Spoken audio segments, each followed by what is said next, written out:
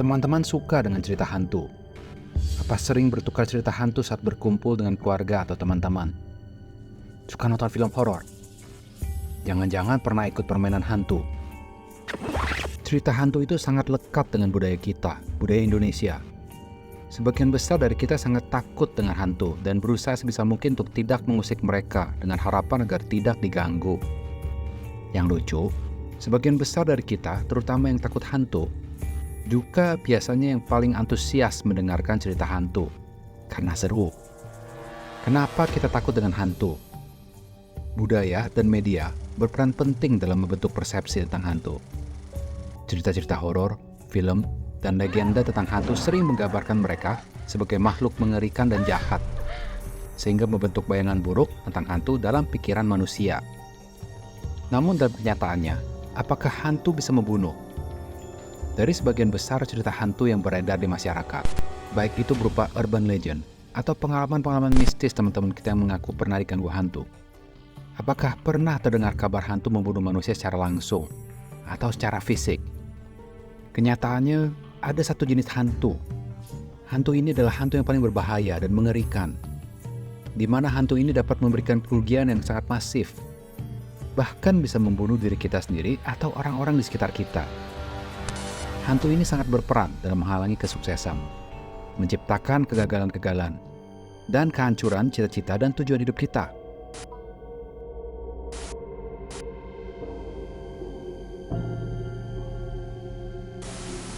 Adalah sangat penting bagi kita semua untuk mengenal secara pasti jenis hantu yang paling berbahaya ini, terutama apabila kita ingin berhasil dan sukses dalam hidup, secara kuantitas atau materi, maupun kualitas atau kenyamanan hidup. Budaya orang Indonesia memiliki beragam keyakinan dan cerita tentang hantu, makhluk supernatural, dan hal-hal mistis. Terdapat banyak cerita dan legenda tentang hantu dari berbagai suku dan daerah. Bahkan nyaris di semua daerah di Indonesia memiliki cerita hantunya sendiri. Entah mirip atau sama dengan daerah lainnya ataupun berbeda. Cerita-cerita ini seringkali digunakan untuk mengajarkan nilai-nilai moral, mengingatkan tentang konsekuensi perbuatan, atau sebagai peringatan untuk menghormati tradisi dan ritual tertentu. Masyarakat Indonesia memang rata-rata memiliki rasa takut terhadap hantu dan hal-hal yang gaib. Fenomena hantu di Indonesia tidak hanya sebatas legenda atau mitos, tetapi juga dianggap sebagai bagian dari kehidupan sehari-hari. Bahkan ada beberapa tradisi dan ritual di Indonesia yang menurut para pakar atau praktisi dari tradisi-tradisi tersebut melibatkan komunikasi atau penghormatan terhadap roh leluhur atau roh gaib lainnya. Hantu sering diasosiasikan dengan keberadaan di tempat yang gelap atau tersembunyi, dan ketidakpastian tentang apa yang mungkin ada di sana dapat memicu ketakutan. Pikiran manusia cenderung membayangkan hal-hal yang lebih menakutkan daripada kenyataan. Dan rasa takut ini dapat memuncak ketika berhadapan dengan situasi yang tidak terlihat dengan jelas. Takut terhadap hantu juga dapat berakar pada perasaan ketidakmampuan untuk melindungi diri dari ancaman supranatural. Hantu dianggap sebagai entitas yang tidak bisa diatasi oleh metode fisik biasa. Contohnya, kita selalu beranggapan bahwa hantu adalah makhluk yang tidak bisa kalah dengan kita pukul atau kita tembak misalnya. Tentunya, hal ini dapat meningkatkan perasaan ketidakamanan. Namun, apakah hantu dapat membunuh atau setidaknya melukai kita secara fisik? Hingga saat ini, tidak ada bukti ilmiah yang meyakinkan atau berita resmi yang mengkonfirmasi adanya hantu atau makhluk supernatural lainnya yang secara fisik pernah membunuh atau melukai manusia. Bahkan sebenarnya, dari sisi sains dan ilmu pengetahuan, tidak ada bukti ilmiah yang mendukung adanya keberadaan makhluk halus. Kita tidak pernah mendengar hantu membunuh seseorang dengan pisau, dengan kapak, dengan hantaman, dan sebagainya. Semua hal ini hanya terlihat dalam film atau video game, sebagai bagian dari fantasi kreatif manusia. Namun dalam berita lokal atau internasional, tidak pernah ada laporan atau berita kejadian seperti ini. Oleh karena itu, di budaya barat modern yang mengutamakan fakta-fakta sains, logika, dan rasionalitas, di mana mereka cenderung lebih mengandalkan penjelasan ilmiah dan metodologi yang teruji untuk memahami dunia. Sehingga banyak orang-orang barat yang skeptis atau tidak percaya akan keberadaan makhluk halus. Nah, sekarang mari kita tilik dari sudut pandang spiritual. Ada satu jenis hantu Hantu ini adalah jenis yang paling berbahaya dibanding yang lainnya. Mengapa? Karena jenis hantu ini dapat menghancurkan orang lain maupun diri kita sendiri. Hantu ini dapat menghancurkan keluarga kita, menghancurkan kesuksesan kita, merusak cita-cita kita. Seberapa menyeramkankah jenis hantu ini? Kita tidak pernah melihat jenis hantu ini. Hantu jenis ini tidak pernah menampakkan dirinya. Hantu jenis ini tidak pernah menebar aroma wangi-wangian atau bau busuk. Juga tidak pernah mengeluarkan suara-suara yang aneh menyeramkan yang membuat bulu merinding. Hantu ini juga bukan poltergeist yang suka memindah-mindahkan barang atau membuka tutup pintu, jendela, keran air, dan sebagainya. Lalu, bagaimana cara hantu ini menghancurkan kita? Ada istilah spiritual. Tuhan berada dalam hati kita. Hantu berada dalam otak dan pikiran kita.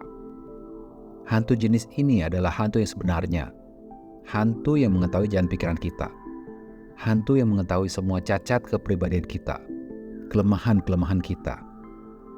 Dengan semua informasi yang mudah didapatkan dari pikiran kita, hantu ini selalu siap untuk membisikkan skema-skema negatif yang tujuan akhirnya adalah untuk menjatuhkan kita, menjerumuskan kita ke dalam dosa dan karma buruk.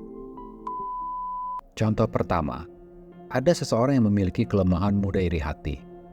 Hantu ini mengetahui kelemahannya dan akan selalu mengkondisikan keadaan-keadaan agar perasaan iri hati orang tersebut selalu dapat dibesarkan, diamplifikasikan. Misalnya, orang tersebut melihat koneksi sekaligus saingannya menjadi sukses dan kaya mendadak. Orang itu awalnya iri hati dan berasa, mengapa dia yang menjadi kaya? Mengapa enggak saya? Tentunya si hantu dapat mengendus pikiran negatif yang mulai muncul ini. Lalu langsung dibesar-besarkan oleh hantu itu. Hantu itu membisikkan ke orang itu, dia bukan orang baik, tidak pantas menjadi kaya. Saya akan mencari jalan untuk menjatuhkannya. Lalu, hantu itu mulai membisikkan ide-ide untuk menjatuhkan koneksinya dengan jitu, dengan strategi rapih tanpa terbaca orang lain. Celakanya, orang itu berpikir bahwa bisikan-bisikan hantu itu adalah buah dari pikirannya sendiri. Ya, memang awal pikiran negatifnya berasal dari cacat kepribadian orang itu. Namun segera dimanfaatkan dan dikembangkan oleh si hantu. Contoh kedua adalah seseorang yang memiliki kecenderungan depresi. Orang itu merasa tidak puas akan dirinya dan akan kehidupannya. Tentunya pikiran negatif ini dapat dibaca oleh si hantu dan langsung menambah-nambah bumbu yang membuat orang itu tambah stres dan depresi. Si hantu mulai membuat ilusi yang berlebihan tentang betapa buruk dan menyedihkan hidup orang tersebut. Dan semuanya akan lebih baik apabila orang itu bunuh diri, mengakhiri hidup. Contoh ketiga adalah nafsu birahi. Seseorang dengan kelemahan nafsu birahi yang tidak terkontrol melihat salah satu saudara perempuan dari istrinya sedang menginap di rumah dan tertidur di sofa. Kebetulan istrinya sedang pergi. Orang tersebut mulai bangkit birahinya. Lalu diamplifikasi lagi oleh si hantu dengan memberikan imajinasi-imajinasi sensual yang membuat birahi orang tersebut menjadi tidak terkontrol. Banyak lagi contohnya.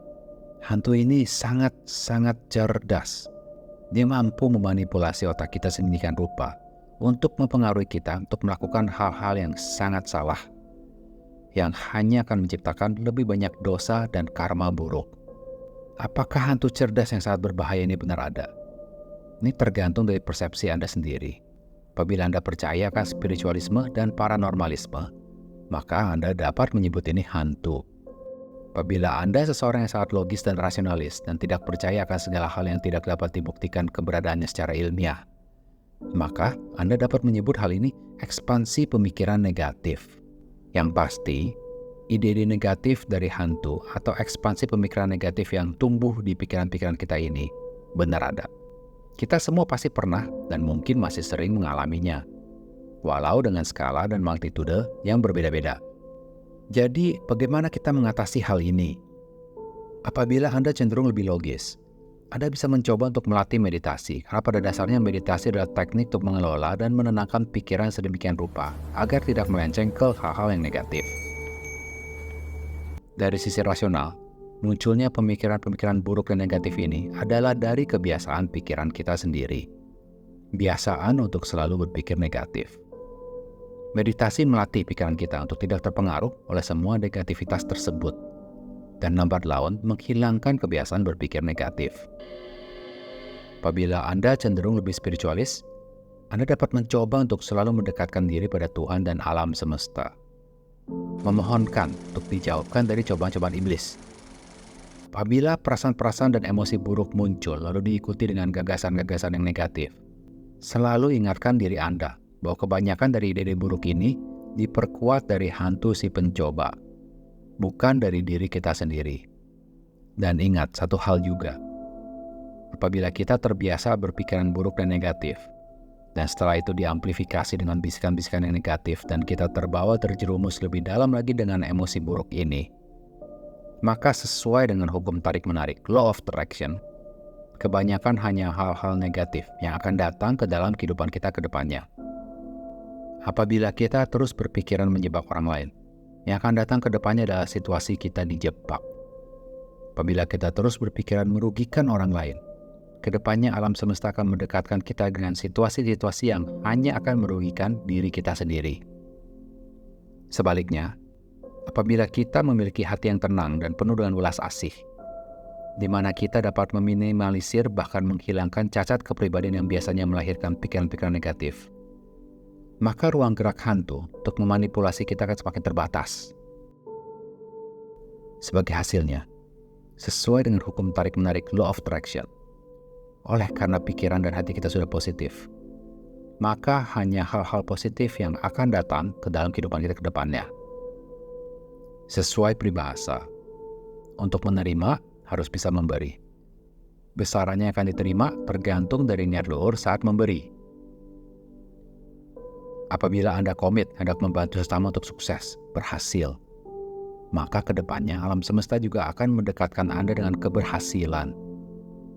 Apabila Anda sering memberikan dana makanan, pendidikan, kesempatan pada yang membutuhkan, maka ke depannya kehidupan Anda akan selalu didekatkan dengan makanan yang cukup, kepandaian yang meningkat, dan kesempatan-kesempatan emas.